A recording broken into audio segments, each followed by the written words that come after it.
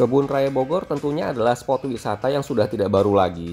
Dulu itu umumnya pelancong datang kemari untuk berjalan-jalan dan piknik di seputaran Kebun Raya Bogor, sambil berfoto di beberapa spot utama seperti Danau Teratainya Istana Bogor, Monumen Lady Raffles atau di Jembatan Merah. Tapi saat ini Kebun Raya Bogor sudah banyak berbenah loh. Spot-spot wisata dan fasilitasnya sudah didesain lebih variatif, sehingga saat ini aktivitas wisata yang bisa kita lakukan di Kebun Raya Bogor juga jauh lebih beragam. Ini adalah vlog terbaru pengalaman kami ke Kebun Raya Bogor, ikuti kami ya. Saat itu kami stay di Hotel Royal Bogor, berada tepat di seberang Kebun Raya Bogor. Jadi kendaraan bisa kami parkir di hotel sementara kami jalan kaki saja dari hotel ke Kebun Raya Bogor. Dari Hotel Royal Bogor ke pintu 1 Kebun Raya Bogor itu hanya sekitar 500 meter saja atau sekitar 7 menit jalan kaki lah. Menyeberangi jalan di zebra cross dekat BTM Mall, Bogor Trade Mall. Ini setelah menyeberang jalan, BTM Mall-nya itu yang di sebelah kiri, kalau ke kanan itu menuju ke arah Hotel Royal Bogornya tadi ya, kami dari sana. Oke, dari sini tinggal menyusuri jalan saja, belok ke arah kiri. Singkat cerita, ini sudah melintas di depan Museum Zoologi. Kita saat ini ada di sisi selatannya Kebun Raya Bogor, lalu melintasi kantor BSPG ya. Ini gedung-gedungnya heritage semua ya bangunannya di sini. Oh iya, karena by the way pada weekend dan hari-hari libur kendaraan tidak boleh masuk ke Kebun Raya Bogor, maka parkir kendaraan itu menjadi salah satu masalah. Jika kita stay di hotel ya kendaraan bisa parkir di hotel seperti kami saat ini. Jika tidak ya salah satu opsinya bisa di BTM Mall tadi. Oke, ini kami sudah masuk di pintu 1 Kebun Raya. Beli tiket dulu di loketnya. Saat ini bisa beli langsung ya offline, jadi tidak harus online lagi. Tiket masuk Kebun Raya untuk weekend dan hari libur itu 26.500 per orang. Kalau hari kerja 16.500. Kalau mau ke Museum Zoologi kita harus beli tiket terpisah ya. Saat itu hari Sabtu tapi tidak terlalu ramai juga antrian di loket ini. Ini dia tiketnya. Kita perlu untuk men-scan tiket ini nanti di pintu masuknya. Pintu masuknya dari sini nih.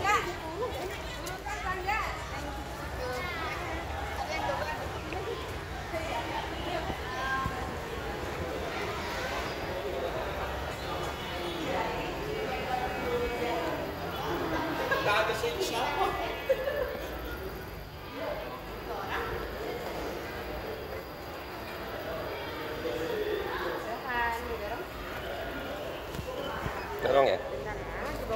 Iya. Kasih ya, Mbak.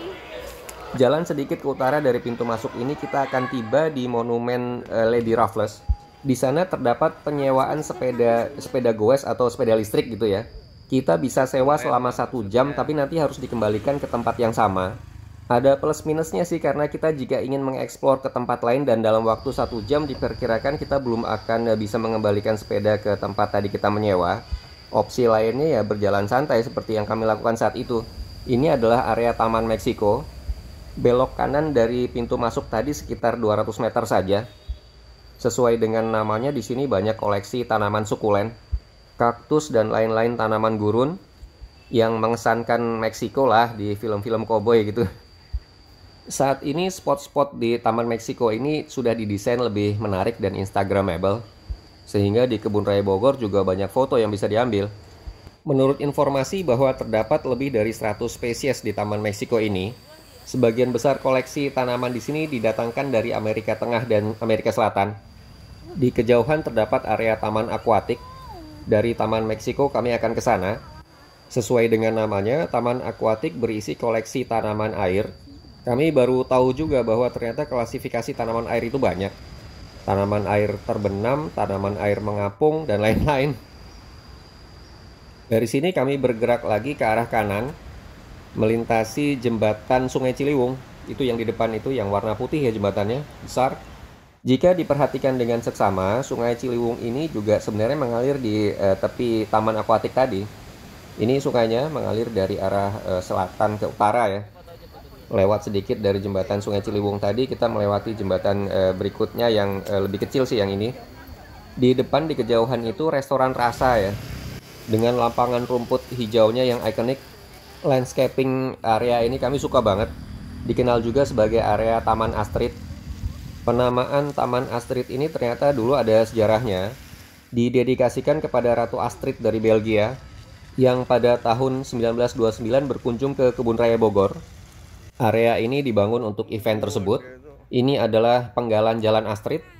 Di ujung Jalan Astrid ini terdapat Geria Anggrek. Kami memang ingin berkunjung ke sini. Jaraknya dari jembatan Ciliwung tadi sekitar 450 meter.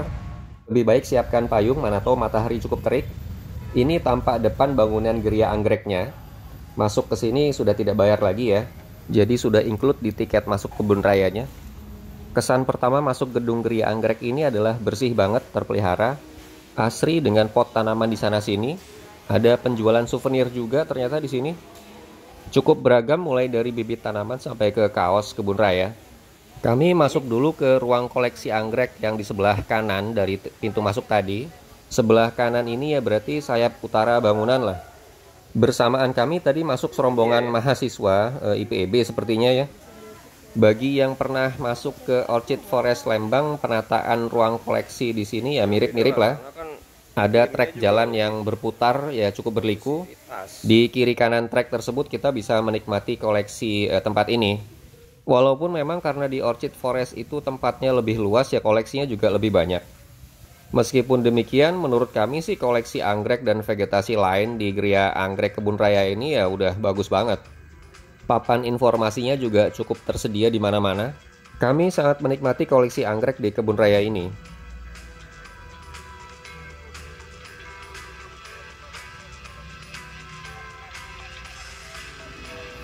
Oke, keluar dari sayap kanan bangunan tadi kami masuk lagi ke bagian tengah. Kembali di sini kami melihat ada suatu kotak kaca, ini ternyata namanya vivarium. Cukup menarik karena kami baru tahu ini. Viva itu kehidupan, sedangkan rium itu tempat atau wadah. Jadi akuarium kaca ini adalah tempat kehidupan yang didesain menyerupai habitat asli dari anggrek tersebut di hutan hujan tropis. Dengan tingkat kelembaban dan pencahayaan yang sangat dijaga agar sesuai dengan habitat aslinya. Nice to know. Dan sangat menambah wawasan juga tentunya. Ini adalah daftar koleksi yang ada di vivarium Kebun Raya Bogor tersebut. Kami kemudian masuk ke ruang koleksi di sayap kiri bangunan atau sebelah selatan. Di sini juga terdapat aneka jenis anggrek. Walaupun sepertinya tidak terlalu banyak yang sedang berbunga di sini dibandingkan dengan yang di sebelah utara tadi. Mungkin di waktu lain di masa berbunga anggrek-anggrek di sayap selatan ini ya di sini juga menarik banget. Di sayap selatan ini sepertinya juga cukup banyak spesies anggrek-anggrek hutannya deh. Tapi ya sayang sedang tidak berbunga. Menurut informasi bahwa Geria Anggrek ini menyimpan koleksi anggrek-anggrek spesies dan juga hibrid. Yang hibrid itu mungkin hasil dari kultur jaringan di sini gitu ya. Sedangkan anggrek spesies itu ya anggrek asli dari alam lah. Oke, kalau ini adalah view bagian luar dari Geria Anggrek. Kami keluar dari pintu belakang Geria Anggrek, arah barat lah. Tampak ada rumah kaca besar banget nih di bagian sini. Tapi saat itu terkunci jadi kita cuma bisa melihat-lihat dari luar. Koleksi di dalam rumah kaca itu cukup banyak sih. Ini beberapa foto bangunan-bangunan Geria Anggrek dari arah barat bangunan ya. Ini dari arah belakang lah. Di seberang jalan sebelah barat Geria Anggrek ternyata ada bangunan bertuliskan herbarium. Sayang saat itu tutup. Herbarium. Herbarium itu kan koleksi daun-daun tanaman yang dikeringkan ya. Kami memiliki koleksi herbarium juga sih di rumah, bikin sendiri. Nah, tempat jajanan ini nih yang penting. Pas banget waktunya karena sudah agak haus. Ada di penggal jalan antara herbarium tadi sampai ke Taman Astrid. Di lapangan hijau sebelah kiri jalan ini kita bisa melihat Ekodome. Bangunan berbentuk kubah ini memiliki pintu iklim sehat yang dapat menyaring udara kotor. Menurut datanya sih kapasitas penyaringannya 10.000 meter kubik udara kotor per jam disaring melalui sistem pembersihan tertentu gitu. Lagi-lagi nice to know, ini wawasan baru juga bagi kami. Saran juga nih ya, kalau ke kebun raya jangan lupa bawa tikar. Tikar tipis dari kertas minyak juga nggak apa-apa. Karena di sini tuh banyak banget lapangan rumput yang enak buat diajak duduk-duduk untuk beristirahat setelah berjalan kaki cukup jauh di dalamnya. Tapi tetap jangan buang sampah sembarangan ya. Di penggal jalan ini sebelah kanan juga ada Masjid Kifayatul Abidin. Masjidnya besar tapi karena belum waktu sholat ya kami nggak ke sana. Oke, dari sana kami menuju ke Istana Bogor. tepatnya ke Danau Gunting, Macam untuk nanti ya. menikmati view Istana Bogor dari arah kolam teratai di depannya. Ini anjungan foto di Danau Gunting. Sekarang danau ini sudah dikembangkan dengan baik dan instagramable lah. Itu di kejauhan sudah terlihat Istana Bogornya. Kalau ini kita sudah sampai di depan kolam teratai. Sayang saat itu sedang sedikit sekali teratainya. Mungkin sedang belum musim ya. Di sini terdapat monumen Rainward, sang pendiri Kebun Raya Bogor pada tahun 1817. Istana Bogor sendiri merupakan satu dari 6 istana kepresidenan di Indonesia. Punya keunikan karena aspek historis, budaya, dan faunanya, terutama rusa-rusanya yang didatangkan dari Nepal dan tetap lestari hingga sekarang. Tentunya objek ini merupakan spot favorit di kebun raya ya. Dari Istana Bogor, kalau kita jalan kaki ke arah barat, kita menuju ke Taman Teisman namanya. Teisman adalah seorang ahli botani yang menjadi direktur Kebun Raya Bogor pada tahun 1830. Teisman juga yang kemudian membuat Kebun Raya Cibodas pada 1852 hingga sekarang terkenal sebagai pemilik koleksi lumut terbanyak. Di depan ini adalah Tugu Teisman, berbentuk obelisk berwarna coklat gitu ya. Kelihatan tulisannya dedicated to Teisman. Taman Teisman ini sendiri sudah dibangun pada 1884 loh. Taman ini didesain mengikuti pola baku taman di Eropa saat itu yang didesain secara simetris gitu ya. Bergeser lagi ke arah utara dari Taman Teisman, kita menuju ke Taman Bambu. Yang paling menarik menurut kami adalah koleksi bambu giganteusnya gitu ya. Bambu raksasa. Bambu-bambu raksasa ini juga sekaligus menaungi kawasan makam Belanda yang berada di dekatnya. Yang ini nih. Menurut informasi bahwa terdapat total 42 makam, di mana hanya 38 yang beridentitas. Mereka yang dimakamkan di sini ternyata beragam, mulai dari pejabat Hindia Belanda saat itu hingga ahli biologi yang mengabdikan dirinya di Kebun Raya Bogor. Kawasan Taman Bambu ini juga punya area duduk-duduk yang nyaman dekat landmark Kebun Raya Bogor ini.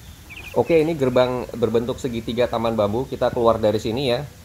Cukup epic nih gerbang bambunya.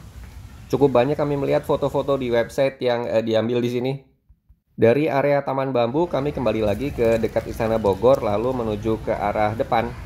Di sini masih ada spot yang super menarik menurut kami, yaitu Taman Nepenthes. Ini dia akses masuknya.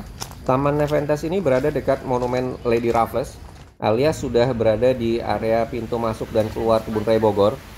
Pada zaman sekolah dulu kita mengenal Nepenthes sebagai kantong semar ya. Terus terang, kali itu adalah saat pertama kami melihat kantong semar langsung. Sebelumnya ya hanya dari gambar atau foto. Jadi merasa relate banget gitu dengan pelajaran biologi zaman dulu. Ternyata spesies kantong semar itu macam-macam banget loh. Beragam ukuran, warna, dan bentuk. Penataan koleksi tanaman di Taman Nepenthes Kebun Raya ini juga menurut kami bagus banget. Nggak ngebosenin gitu. Ini salah satu spot recommended menurut kami deh. Oh iya, masuk ke sini juga gratis ya. Nepenthes atau kantong semar itu kan tanaman yang menjebak serangga kecil seperti lalat gitu ya. Serangga kecil tersebut masuk ke dalam bagian tanaman kantong semar yang berbentuk kantongnya, yang ini nih.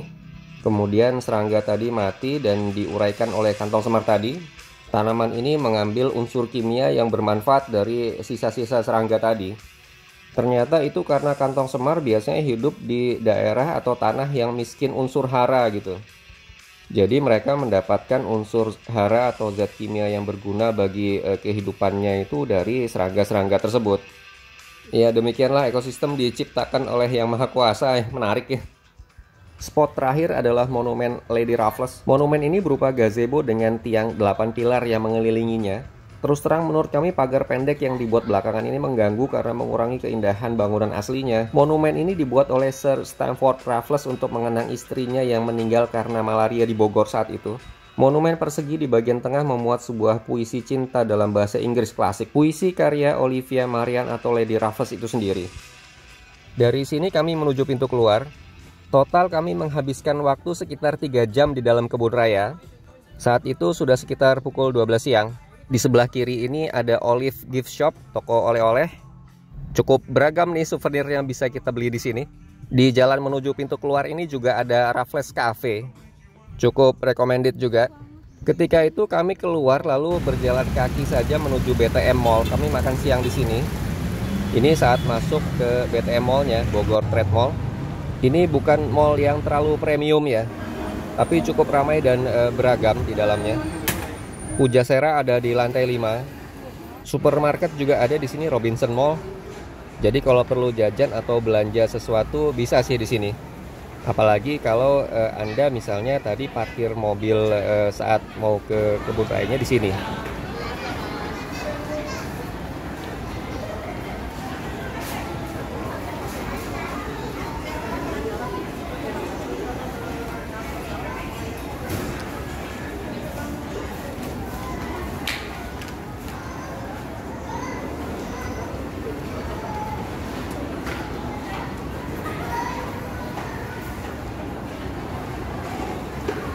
Ini saat masuk area Pujaseranya cukup banyak loh pilihan jajanan untuk kita bersantap siang di sini.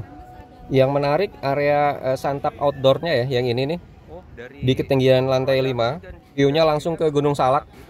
Sayangnya saat itu puncak Gunung Salak sedang agak seperti tertutup kabut gitu. Kalau sedang clear pastinya lebih marvelous lagi nih pemandangannya. Ya ini salah satu opsi tempat makan siang saja ya jika kita berwisata ke Kebun Raya Bogor. Oke, demikian kurang lebih pengalaman kami jalan-jalan ke Kebun Raya Bogor. Spot-spot menarik di dalamnya ternyata banyak banget. Mudah-mudahan bisa menjadi gambaran. That's all for now. Goodbye.